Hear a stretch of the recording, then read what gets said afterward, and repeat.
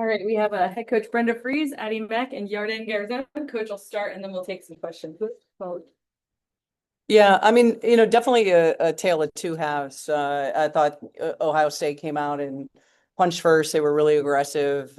Clearly, the percentage they were shooting from three was led by Jelani, and she's so talented to be able to really include her team as well as getting them involved. But just, really proud of one that we had halftime to be able to kind of settle in and just to be able to see this team through the adversity and the resiliency come out in that second half. And, after losing Issy early, a prominent starter in our lineup. And I just thought our response, we never flinched to be down 19, be able to come back defensively. I thought this was one of Addie's best games on both ends of the floor. She had the assignment with Jelani and then just sharing the basketball. I thought they were really, really big. Mir off the bench as well, replacing Issy. It was next player up. So just, a ton of great things for us to be able to take with this road win, top 10 road win to be able to help us as we continue to get prepared to finish the season as well as get ready for March. Take a couple questions. We're going to do players first so they can shower. Thanks for the time. Congrats on the win. Tom Smith-Stella with the 9. Did you had a 4-game stretch where you had the 4 losses. Now you're in 3 wins in a row. Today was your 4th 19-point comeback. Can you talk about what it means to have such a big comeback and keep this win streak moving? It's really important for us. Obviously you go through ups and downs throughout a season, and I think we did a really good job of just staying connected and staying together. And I think that is showing through in these last couple of games that we had. And even at halftime today, we were down, but I think you just saw throughout the second half how much trust we have in each other, and how good we can be when we play together and connected.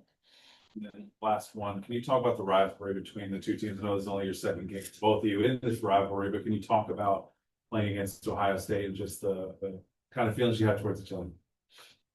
I mean, I'm two great programs, two great coaches, elite coaches. I mean, we know the history of this rivalry, and we come in top 20 teams. It's always going to be a big game. So we knew it's going to be a big game for us. Obviously here, away game is always harder, but I'm glad we came up with a win.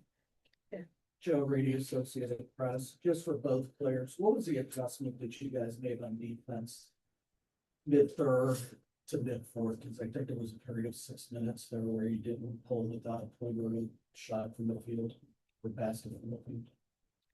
I feel like just being more focused, play for each other, trust each other that we're gonna be there and we got each other back. I think our guards, Adi, Lucci, Kendall did amazing job. Mir did amazing job on their guard. So every time you have them stepping up for us and they know what they have to do for us, and we trust them completely to be there, and they trust us to be their help. So I feel like once we trust each other and we understand what we need to do, we stuck together. It's a different team. I think when we threw triangle and 2 at them to start the third quarter, I mean, that really disrupted them. We wanted to take Jelani and Chance away from that. So I thought that, set the tone. Even though the last possession of the game, we went zone when they were expecting to run their man play, and we hadn't shown zone the entire game. So credit these guys defensively. I thought they were brilliant in the second half, just locking into the defensive assignments we needed. And then Addie, just on 3-point shooting, picking up started 4-18 and then started to warm up during the second half. Was it more better looks or was it redundant? I think it's just playing for each other. In the second half, all the 3-point shots that we were getting were off of like one more passes and off of playing with one another and making the right read. And I think when obviously like we had really good defensive energy, that just carries over into our offense. And then when one person starts hitting threes, it's pretty contagious. So I think that energy just carried on throughout the rest of the game. Oh, okay. Oh, wait, can we just finish with players really fast? Yeah. And we can take 1 or 2 questions on Zoom for players before we let them shower. Probably Okay, one. we'll go to Max. Hey guys, there's 3 of us on my Zoom, so it might be a couple questions throughout from different people, but just for this one, Addie, you were a huge part of that run in the third quarter where you guys were able to turn things around. You really got things going. Can you just talk to me about kind of the mentality of not flinching? I mean, it was a pretty rough first half for you guys. I'm sure it was intense, the team talk at halftime. Just talk about kind of how you guys came out in the third quarter and were able to turn the game around. Yeah, definitely. Well, Coach B always says like, who wants to smoke? And I think we came in that second half with a complete shift in our mentality. Like, I think they kind of took it to us in the first half. And we came out and we wanted to show everyone who we are, what our true identity is. And I think you saw that throughout our offense, throughout our defense. And just that kind of carried over. I think the whole energy shifted. And we played true Maryland basketball in the second half. Thanks, ladies. Thank you. Go ahead. Or coach. Yeah, I'm curious. You have a lot of loading teams in this conference. You talk about obviously you said leads away. And you got Austin State. Like, what is it like?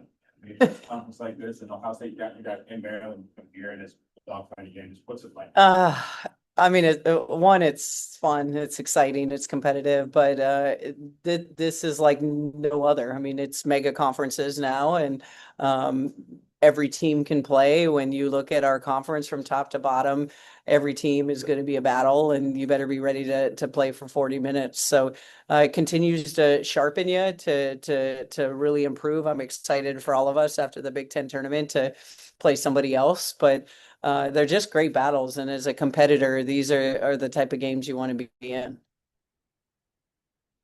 Thanks for the time, Coach. I know they were doing 2-year schedule plan with this first 18, team conference. Now that's coming to an end. You played Ohio State twice each season. Can you talk about the importance of maybe keeping that rivalry, or just more about the rivalry of the two schools?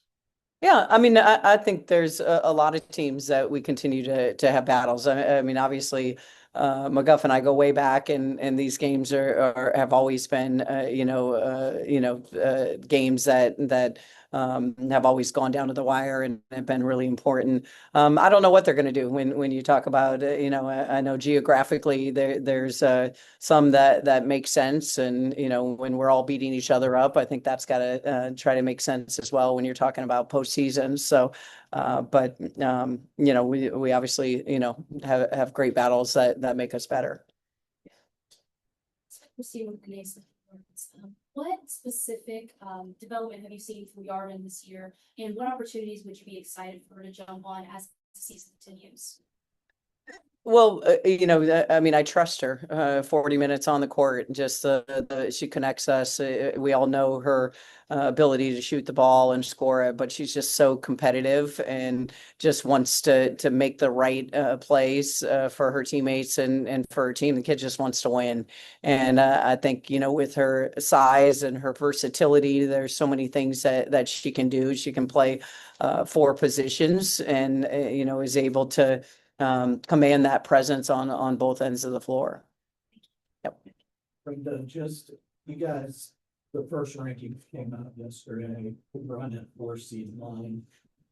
Just how much momentum now does this win give you guys for late this season, especially after the adversity last month? It should give us a ton of momentum and confidence, but you have to continue to follow these up. It doesn't matter if you go home and don't take care of the business that you have with we've got 3 games remaining, and for us, we just want to continue to improve and get better every time we step out. I mean, hopefully we get Issy back. That's a huge blow, and so we need to make sure that we're able to have that. Luckily, we go into a bye week, so that timing is perfect for us. But just it should give us a ton of confidence. I mean, we were down 19, 45-29 in that second half, and it should give us this team has continued to show they're never out of a game. They're never going to give up, and it's pretty fun to be able to coach a team like that.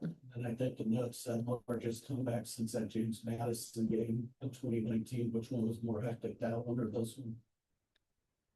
Well, this one's more current, and I think that game at James Madison, hard to recall from back then. This one, when you're talking about what it means and in conference play and just the battles between these two teams. I mean, this one will be one I'll always remember. Just going into this meeting, what was your takeaways from the loss that you got coming into Ohio State last month, and what did you want to focus on?